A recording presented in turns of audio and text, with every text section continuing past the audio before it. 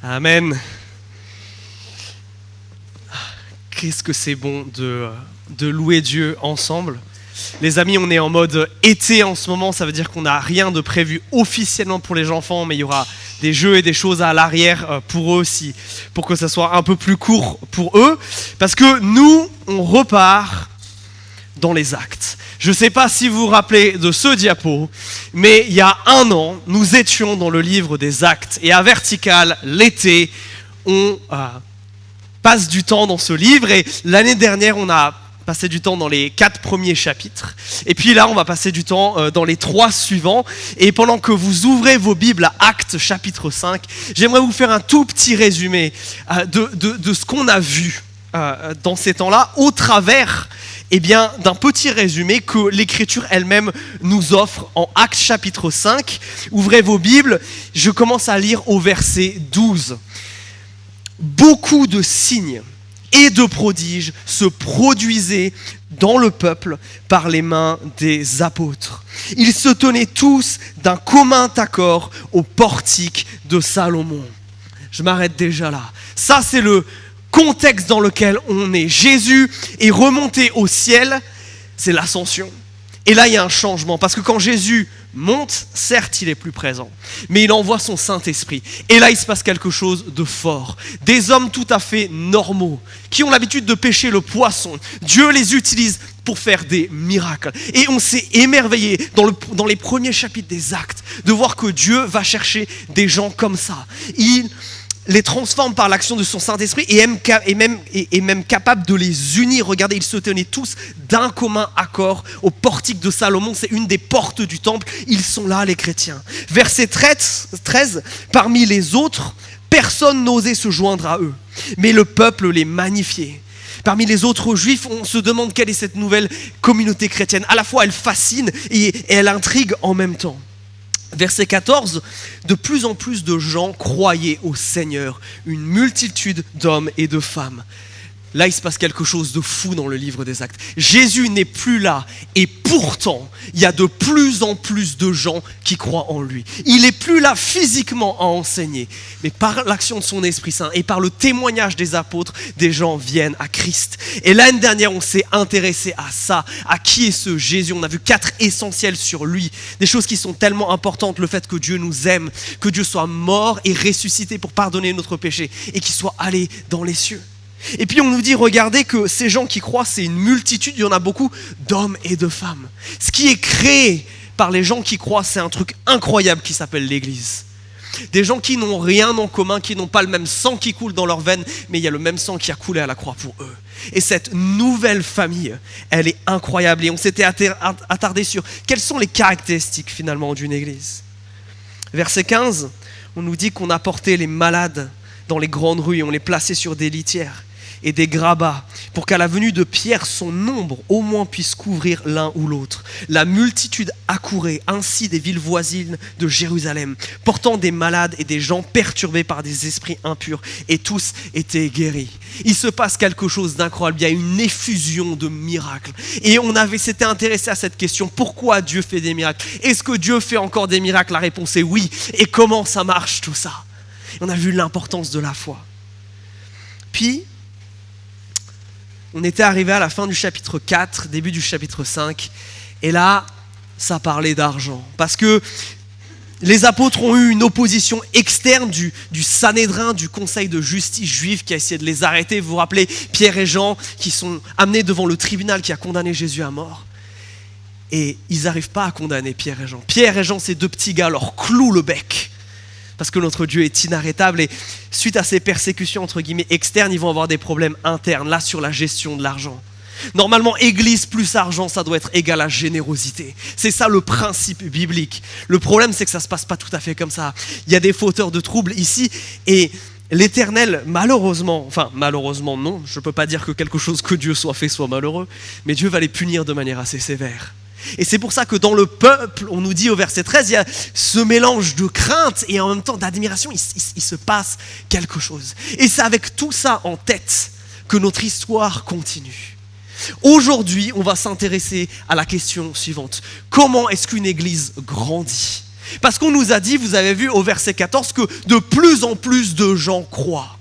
Donc l'Église, elle grandit. Et c'est des choses qu'on observe. La religion chrétienne, c'est la religion la plus importante dans le monde. Elle est sur les 5 continents. Si vous êtes nantais et dans le milieu un peu protestant évangélique, vous savez qu'on a pas mal d'églises qui sont implantées en ce moment dans notre région. Mais d'un autre côté, on a plein aussi d'églises qui sont vides. On a ces grandes et belles églises qui sont parfois bien vides. Qu'est-ce qui fait qu'une église grandit et qu'est-ce qui fait qu'une église, quelque part, arrête de grandir et peut-être se flétrit? Je crois que le texte du jour va nous donner 4 principes importants, pour nous individuellement, mais pour nous aussi en tant que communauté, pour comprendre bibliquement qu'est-ce qui fait qu'une église grandit, qui va nous aider à voir si nous, en tant qu'individus et nous, en tant que communauté, on suit ce que Dieu veut. Et ça va être des garde-fous pour nous. Alors je vous propose de commencer la lecture du texte du jour au verset 17. Qu'est-ce qui se passe après tout cela? Alors, rempli d'une passion jalouse, le grand prêtre et tous ceux qui étaient avec lui, c'est-à-dire le parti des Sadducéens, intervinrent. Je m'arrête déjà là.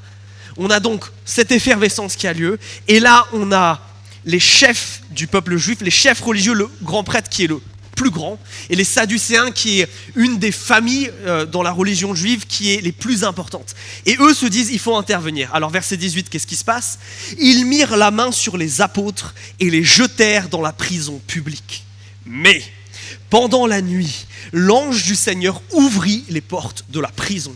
Il les fit sortir et leur dit, allez, tenez-vous dans le temple et dites au peuple toutes les paroles de cette vie. Ayant entendu cela, ils se rendirent au temple dès le matin et se mirent à enseigner.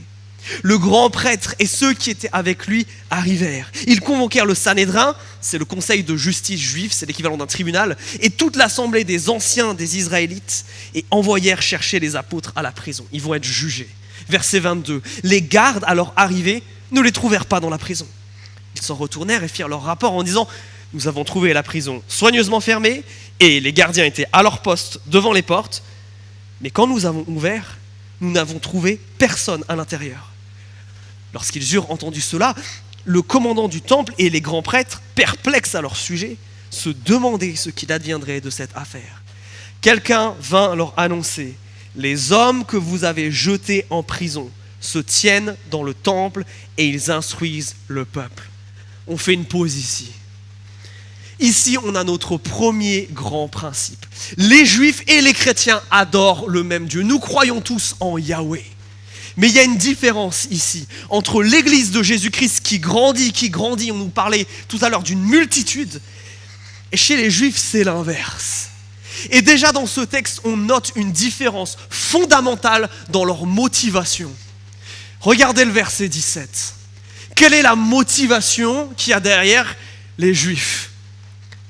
Derrière ces Juifs-là en particulier, il y a une jalousie, il y a une passion jalouse. Ce qui les motive là à agir de la sorte, c'est pas qu'ils pensent premièrement que ces apôtres disent des bêtises par rapport à Jésus. Je crois que c'est aussi le cas. Leur première motivation, c'est quoi? C'est la jalousie. La jalousie que Dieu en utilise d'autres qu'eux. La jalousie que Dieu fasse ce qu'il veut, qu'il n'utilise pas les plus grands, les grands chefs religieux là, mais des petits gars qui quelques mois encore auparavant étaient de simples pécheurs pour faire des choses absolument incroyables. La différence, mes amis, elle est ici. Une église qui grandit, elle est fondée d'abord sur son obéissance à Jésus-Christ. Pourquoi les apôtres ils se tiennent au portique de Salomon, ce qu'on avait vu un tout petit peu plus tôt? Pourquoi ils sont là? Parce que Jésus leur a dit d'aller là. Parce que Jésus leur a dit, vous allez être à Jérusalem. Et tout d'un coup, il y a quelque chose d'absolument incroyable qui va se passer. Le Saint-Esprit va descendre sur vous et vous allez commencer à témoigner, à parler de moi. Et vous allez leur parler. Et vous allez voir que ça va commencer à Jérusalem. Ça va commencer à atteindre le reste de tout Israël, la Samarie et enfin jusqu'au bout du monde. Restez là et vous allez voir, il va se passer des choses. Cette histoire n'existe que parce que les apôtres ont décidé d'obéir premièrement à ce que Jésus a dit. Mais une église, c'est plus que des gens qui ont compris globalement ce que ça veut dire ne pas pécher, ne pas faire le mal. Notez ici qu'ils obéissent à un commandement spécifique de Jésus-Christ. Et vous peut-être, vous notez un motif qu'on a vu avec l'histoire du prophète Élie, qu'on a vu avec l'histoire du prophète Jonas. Quand les hommes et les femmes de Dieu obéissent à Dieu, la Bible ne prend pas la peine de décrire plus que Dieu a dit et ils ont fait. Et regardez, c'est ça. Les apôtres qui sont les personnages normalement principaux de ce récit sont à peine là. Dieu parle, ils obéissent. Dieu dit, ils agissent. C'est ça notre première motivation. C'est ça qui garde une église en vie. C'est quand elle choisit d'obéir à Christ. Mais notez que là, ils doivent obéir à quelque chose qui est particulièrement difficile. Imaginez-vous, ils viennent de tous se faire arrêter. C'est pas juste Pierre et Jean comme au chapitre 4 là. C'est tous les apôtres. La totalité, ils y sont tous. L'église pourrait être détruite comme ça s'ils les mettaient à mort. Ils sont tous en prison. Et là, il se passe quelque chose d'extraordinaire. Un ange arrive, les délivre. Et qu'est-ce que l'ange leur dit au verset 20 ? Il leur dit d'aller exactement au même endroit. Il leur dit, revenez là où vous étiez, où vous vous êtes fait arrêter, continuez. Qu'est-ce que vous auriez pensé si vous aviez été à leur place ? Incompréhension ? Peur ? Qu'est-ce qui nous aurait dominé là, comme émotion ? Bonne question. Je crois qu'une église qui continue à grandir, c'est une église qui apprend à dire oui au Saint-Esprit. Quand le Saint-Esprit, ici par l'intermédiaire d'un ange, leur dit « Demain, vous serez là » et vous continuez, ils y vont. Et je crois que l'église, c'est ça. Au-delà de simplement chercher à être pieux, à obéir à ce qui nous est dit et écrit dans l'Écriture, ce qui est tellement important. Je crois que nous devons rester sensibles à la voix du Saint-Esprit. Est-ce que nous sommes prêts, si le Saint-Esprit nous dit quelque chose d'aussi fou que ce qu'il leur dit là, demain vous allez à l'endroit où vous vous êtes fait arrêter. Est-ce qu'on est prêt à dire oui ? Est-ce qu'on est prêt à dire oui Saint-Esprit ? Je ne comprends pas comment c'est possible que ça puisse se finir bien pour moi, mais je te fais confiance. Parce qu'une église qui grandit, elle obéit à Dieu pour cette raison-là. Pas seulement parce que c'est bien d'obéir à Dieu et qu'objectivement c'est la meilleure chose qu'on puisse faire, mais parce qu'ils ont une confiance aveugle dans le fait que Dieu va pourvoir. Oh, Dieu, il est bien plus fort que le Sanhédrin. Dieu, il est bien plus fort que les gens qui ont eux-mêmes condamné Jésus. Et rendez-vous compte du coup de la terreur qu'ils ont. C'est les gens qui ont assassiné Jésus qui sont en face d'eux là. C'est pas n'importe qui. Et pourtant, ils y vont. Et pourtant, ils continuent. Et ça, mes amis, ça nous pose une question fondamentale. Si nous voulons continuer à être une église qui grandit, nous devons être une église qui continue à obéir à Christ. Non seulement sur ce qui nous est déjà révélé dans l'Écriture, mais aux indications que le Saint-Esprit nous donnera. Pourquoi ? Parce que sinon on tombe dans une forme d'apathie, voire dans une forme de jalousie. Quand Dieu commence à agir chez d'autres, d'une manière dont il ne semble pas tellement agir chez nous. Je crois que cette jalousie, elle est aussi due parce qu'ils ont une position. Ces prêtres et ce grand prêtre en particulier. Ils sont membres du Sanhédrin. C'est ceux qui ont une aura particulière. Est-ce que nous sommes prêts à justement suivre le Saint-Esprit de cette manière-là, qu'il utilise des gens qui ne sont pas nous, des gens qui semblent peut-être moins qualifiés que nous ? Est-ce qu'en tant qu'Église, on est prêt à faire ça ? Que tout d'un coup, ceux qui sont actuellement en responsabilité dans notre Église, on passe tous au second plan et que le Saint-Esprit en appelle d'autres ? Est-ce qu'on est prêt à le suivre absolument partout où il nous envoie, à la fois collectivement mais individuellement ?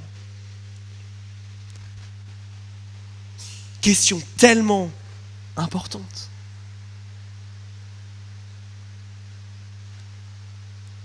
Est-ce que nous sommes prêts à obéir quand, comme dans des cas-là, il n'y a pas de gain personnel immédiat ? Ils savent que s'ils retournent prêcher là où ils étaient, ils risquent d'y passer. Est-ce qu'on est prêt à obéir quand on ne comprend pas ? Est-ce qu'on est prêt à obéir et à suivre ce que Dieu fait, qu'importe ce qu'il nous dira ? Qu'importe les peurs de l'incompréhension que ça va pouvoir générer ? Qu'importe la peur de la souffrance ? Est-ce que c'est cette volonté d'obéir à Jésus coûte que coûte ? Parce que non seulement il est notre Seigneur et Maître, mais parce que c'est la meilleure chose qui nous domine, qui domine notre manière de penser l'Église. Notre Église continuera de grandir et toutes les églises de la même manière quand nous choisissons d'obéir à ce que Jésus nous dit. C'est pour ça qu'on vous a fait remplir des petits questionnaires il n'y a pas si longtemps que ça. Parce qu'on veut discerner ce que le Saint-Esprit veut nous dire pour cette nouvelle année. Oh, on va toujours se baser sur cette Bible, on va toujours suivre ce que Jésus dit. Mais est-ce qu'il y a des choses spécifiques prévues pour Vertical Nantes? On veut le savoir et on veut surtout lui obéir. Ça, c'est tellement important pour nous en tant qu'Église. Obéir à Jésus-Christ. Première clé. Deuxième clé, et ça, il faut qu'on lise la suite du texte. Parce que comme prévu, regardez ce qui se passe, verset 26. Alors le commandant et les gardes allèrent les chercher. Ils les amenèrent sans violence, car ils avaient peur d'être lapidés par le peuple. Quand ils les eurent amenés, ils les firent comparaître devant le Sanhédrin, donc le tribunal. Le grand prêtre les interrogea. Ne vous avions-nous pas donné l'injonction formelle de ne plus enseigner en ce nom-là, dit-il. Vous avez rempli Jérusalem de votre enseignement. Vous êtes décidés à faire retomber sur nous le sang de cet homme. Pierre répondit, ainsi que les apôtres, il faut obéir à Dieu plutôt qu'à des humains. Le Dieu de nos pères a réveillé Jésus, que vous avez éliminé en le pendant au bois. Dieu l'a élevé par sa droite comme pionnier et sauveur pour donner à Israël un changement radical et le pardon des péchés. Nous sommes témoins de tout cela avec l'Esprit Saint que Dieu a donné à ceux qui lui obéissent. Je m'arrête de nouveau là. Qu'est-ce qui se passe? Vous avez remarqué, il commence à trembler un petit peu le Sanhédrin là. Ils vont les arrêter de nouveau, mais ils y vont doucement. Parce que les apôtres, ils suivent simplement ce que Jésus leur dit de faire. Et l'œuvre que Dieu fait au travers d'eux, elle est tellement évidente qu'ils savent que s'ils commencent à les secouer un peu trop, le peuple va se révolter. Notez que le grand prêtre, quand il les interroge, refuse même de prononcer le nom de Jésus. On nous parle de cet homme-là, de ce nom-là, de ces choses-là. Il leur rappelle qu'il leur a interdit de continuer à parler de Jésus. Et notez encore une fois que dans ses motivations, il ne comprend pas ce qui se passe.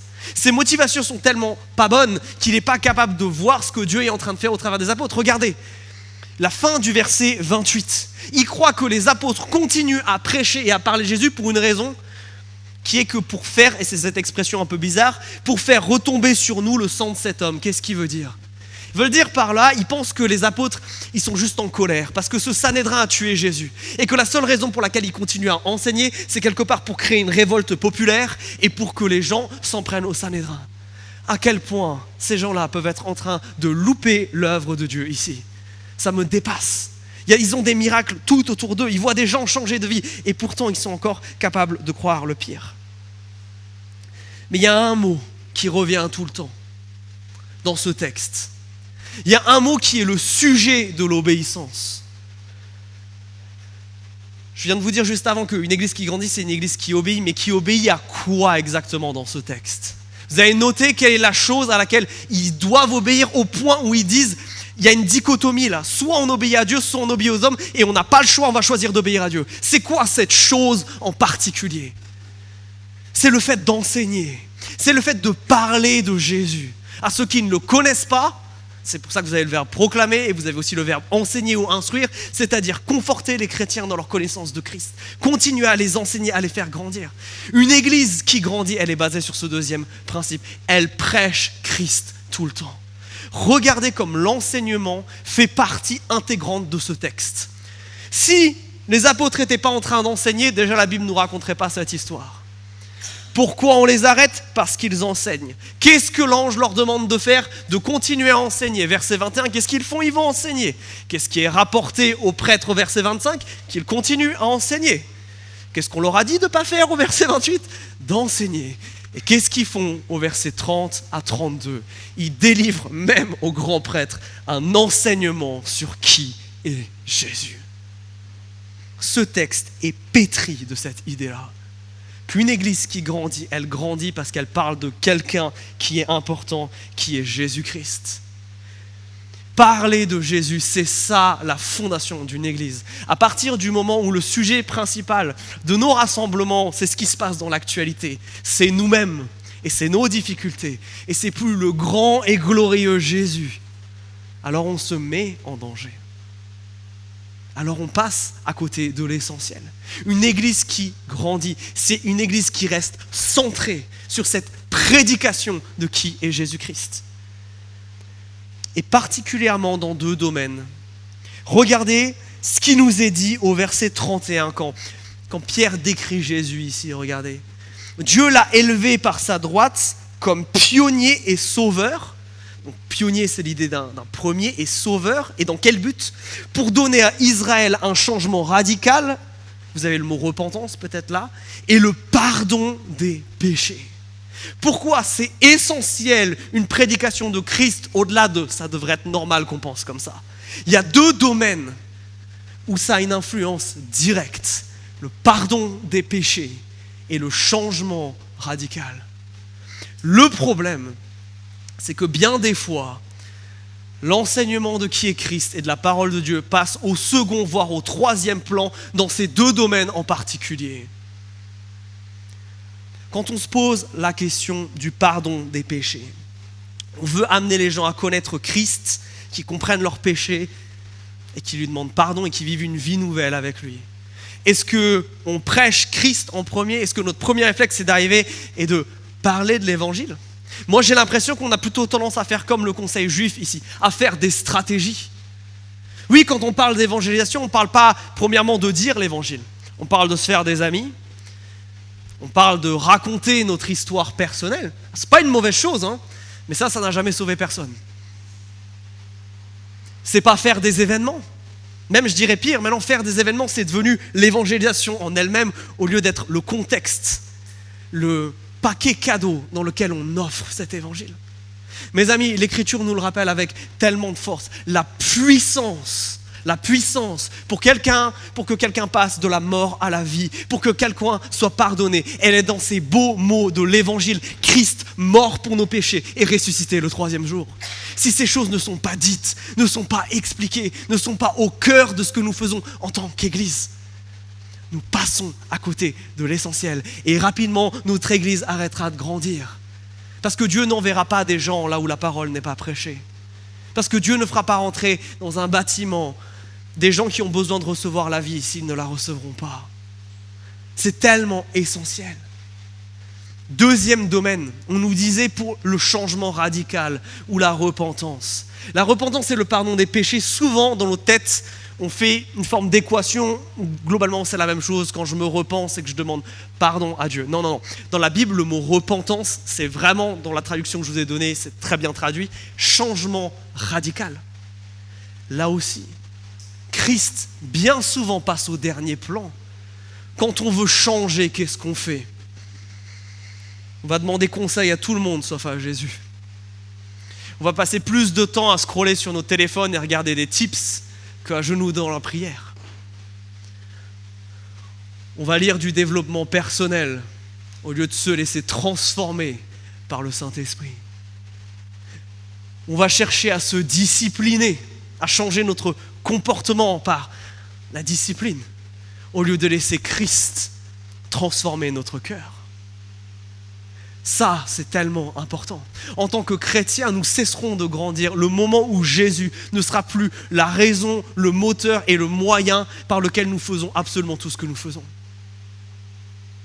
Oh, toi qui luttes avec ton péché, la discipline et la redevabilité, c'est une bonne chose. Que Jésus te transforme, c'est encore mieux. Ce que tu as besoin, c'est d'un changement de cœur. Toi qui veux être quelque chose qui n'est pas, parce que tu sais que là, tu ne plais pas à Dieu. C'est pas à coup de discipline, c'est pas à coup de stratégie. C'est à coup de venir à Christ pour que Christ te transforme. Il n'y en a qu'un seul qui peut changer les cœurs, c'est ni toi ni moi. C'est l'action du Saint-Esprit. L'Église cesse de grandir quand elle est plus capable d'être transformée par Dieu.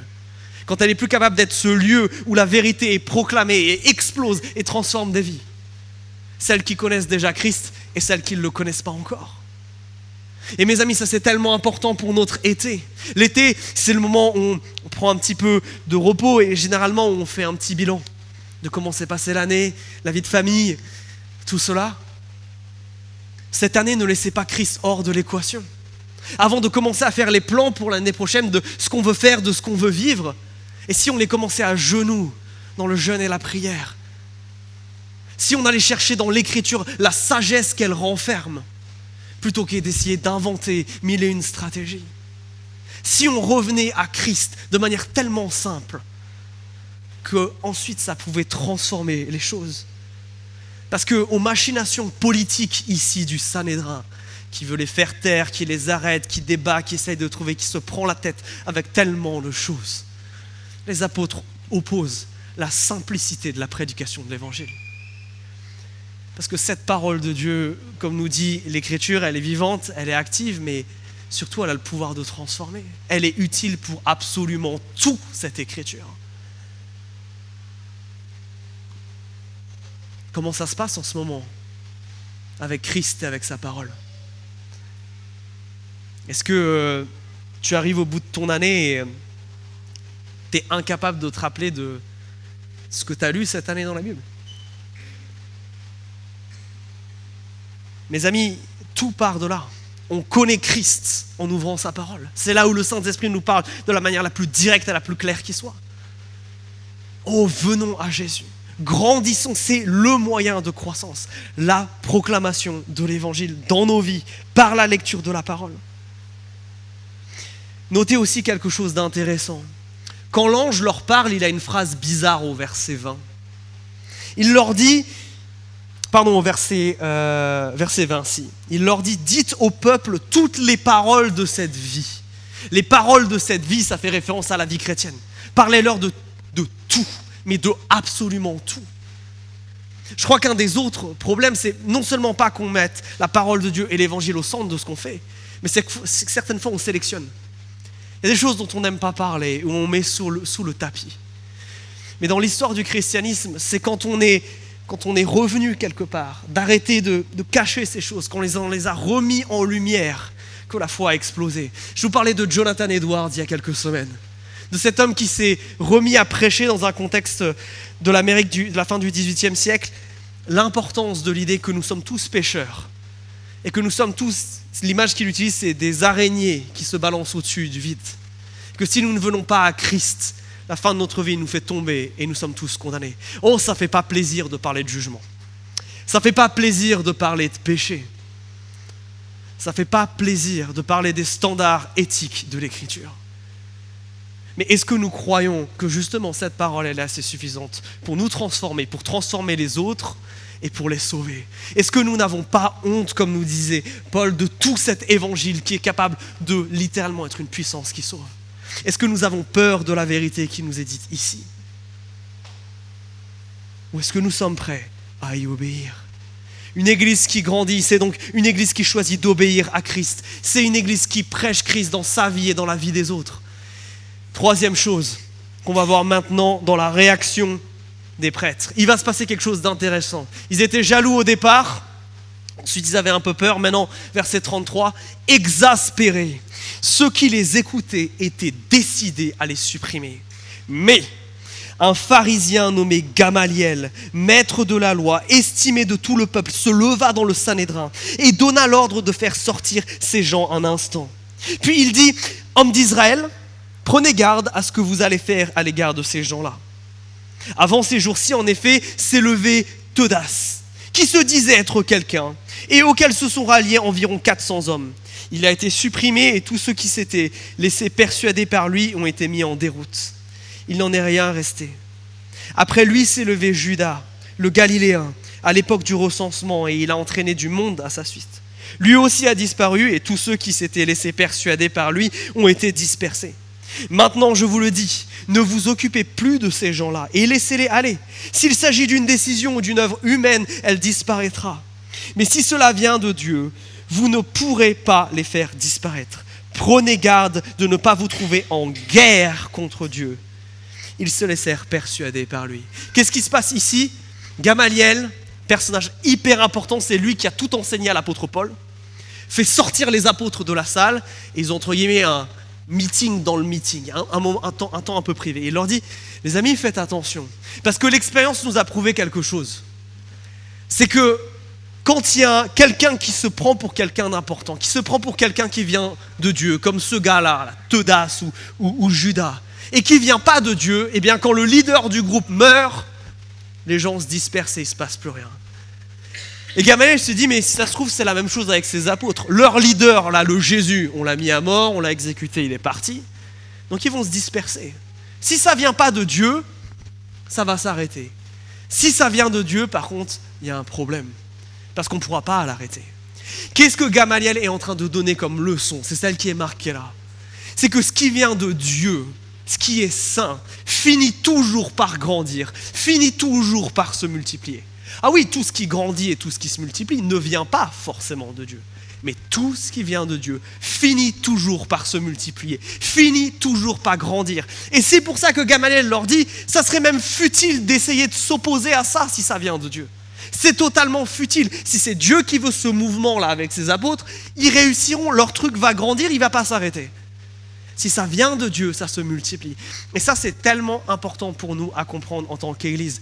Une Église, elle n'a pas pour vocation à stagner, à trouver un bon modèle de fonctionnement, à trouver une bonne manière de faire.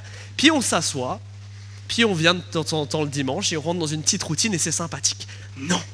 L'Église, elle doit se multiplier et à tous les niveaux. Depuis le début de ce texte, on voit, même depuis le début du livre des Actes, une multiplication du nombre de croyants. On voit une multiplication du nombre de baptisés. La semaine prochaine, on va voir la multiplication du nombre des responsables. Et enfin, la multiplication des églises. Et ça sera pour l'année prochaine. Mes amis, ce qui vient de Dieu se multiplie. Dieu veut la multiplication. La question, c'est est-ce que nous la voulons aussi? Parce que si ça vient de Dieu, Dieu va le faire. Est-ce qu'on est assez humble, par exemple, pour se dire, si Dieu veut multiplier notre Église, il va faire monter d'autres personnes en compétences et en leadership. Et peut-être que nous, là, qui occupons en ce moment des responsabilités dans cette Église, d'anciens, de responsables de groupes de maison, de responsables de ministères, est-ce que nous sommes prêts à ce que Dieu nous dise, c'est quelqu'un maintenant qui va prendre ta place sur ça et toi, je t'envoie ailleurs. Je choisis de multiplier. Est-ce que la multiplication, c'est quelque chose qui nous fait peur en tant qu'Église ? Ou c'est quelque chose qu'on aime? Dans cette église, vous l'avez vu, on l'a sur notre bannière à l'entrée, on veut que ça soit une de nos valeurs. Mais c'est une chose de le proclamer et c'est une deuxième chose de le vivre. L'Éternel m'a repris à ce sujet il y a quelques semaines. En me disant, Quentin, tu te prépares à prêcher ces choses-là et à dire ça, mais cette année, c'est qui a prêché quasiment tous les dimanches? C'est toi? Quand est-ce que tu commences à multiplier? Quand est-ce que tu commences à croire que dans cette église, et certains d'entre vous doivent commencer à avoir peur, Dieu va nous donner des enseignants, des gens qu'il va falloir préparer et qui vont aussi prendre cette place-là? Est-ce que vous qui êtes responsable de groupe de maison, cette année, vous avez regardé avec un œil attentif? Qui sont les gens que Dieu élève dans des positions de responsabilité, qui ont ces compétences à la fois pastorales et de connaissance de l'Écriture, qui pourront démarrer de nouveaux groupes de maison? Est-ce que nous sommes passionnés ou réfractaires à la multiplication? C'est une question tellement importante. Parce que nous ne voulons pas, comme le dit Gamaliel dans ce texte, entrer en guerre contre Dieu. Vous voyez la force de cette expression? Si on ne va pas dans le sens de Dieu, Dieu est très clair. Moi, je vais faire ce que je voulais. Vous pouvez essayer de rentrer en guerre, vous pouvez essayer de résister. Vous n'y arriverez pas. Ça vient de moi. Est-ce que nous sommes donc prêts à nous multiplier? Est-ce que nous sommes prêts à sortir de notre zone de confort? Parce que c'est ça la grande implication de ça. Si Jésus-Christ veut multiplier le nombre de croyants, alors mes amis, il va falloir commencer à être courageux dans la proclamation de l'Évangile. Si Jésus-Christ veut multiplier le nombre de baptisés, il va falloir appeler les gens à considérer Jésus comme leur souverain et maître. Mes amis, si Jésus-Christ veut faire grandir son Église, alors il va falloir être prêt, chacun d'entre nous, à ce que Christ nous challenge, nous donne de nouvelles responsabilités. Il va falloir qu'on soit prêt, mes amis, à un moment donné, que Dieu nous appelle peut-être à former 2 églises à partir d'une. Et je sens que je vois le visage de certains, émotionnellement, il y a une charge qui commence à monter avec ça. Mais mes amis, si c'est le projet de Dieu, non seulement c'est bon, et deuxièmement, ça serait futile de s'y opposer. Une église qui grandit, c'est une église qui se multiplie par l'action de Dieu, mais surtout qui aime la multiplication. Je crois, et ça c'est aussi un avertissement pour nous, nous allons stagner et arrêter de grandir à partir du moment où l'église va reposer que sur quelques-uns. Et on va quelque part se poser sur ça. On va s'institutionnaliser au point de dire ça c'est que eux qui font et on leur délègue ça. On se choisit comme ici des grands prêtres, des sadducéens, des papes, des gens qui contrôlent tout. Non, la multiplication implique qu'on partage le leadership. Et ça, c'est quelque chose d'important, auquel vous devez aussi nous rendre redevables, nous les anciens, à ce niveau-là. Dernier point. Une église qui grandit, c'est donc une église qui obéit à Christ, qui prêche Christ. C'est une église qui se multiplie et il y a une dernière chose dans la réaction à tout ça. Qu'est-ce qui se passe quand les apôtres entrent dans la salle? Verset 40. Ils appelèrent les apôtres, les firent battre, leur enjoignirent de ne plus parler au nom de Jésus et les relâchèrent. Ceux-ci se retirèrent de devant le Sanhédrin, tout joyeux d'avoir été jugés dignes d'être déshonorés pour le nom. Et chaque jour au temple et dans les maisons, ils ne cessaient d'enseigner et d'annoncer la bonne nouvelle de Jésus-Christ. Alors il y a une partie qui est facile à comprendre et qu'on aime bien, qui est que les apôtres ne se laissent pas impressionner, qui vont continuer à obéir à Jésus. Et regardez, l'enseignement reprend, il dépasse même le temple, dans les maisons. Il y a une effervescence qui continue. Mais il y a ce verset 41 qui nous pose peut-être un peu problème. Comment ça, ils sont joyeux ? Ils viennent de se faire battre, ils viennent de se faire menacer. Le texte nous dit au verset 41, ils sont joyeux, et joyeux pour quelle raison ? Parce qu'ils ont été jugés dignes d'être déshonorés pour le nom de Christ. Qu'est-ce qui se passe ici ? Ici s'accomplit une promesse que Christ avait faite. Vous vous rappelez des béatitudes, heureux ceux ? Et bien dans ces heureux, il y en a un qui dit « Heureux ceux qui sont persécutés, car ils verront le royaume des cieux. » Car le royaume des cieux leur appartient. La persécution, pour le chrétien, c'est un des symboles de son salut. La persécution pour le chrétien, ce n'est pas un symbole que Dieu m'a abandonné ou que mon Dieu est faible et qu'il ne prend pas soin de moi. Non, c'est le symbole que je suis sauvé. Pourquoi ? Parce que simplement, Satan ne prend pas le temps de s'attaquer à ceux qui ne font pas une différence pour le royaume de Dieu.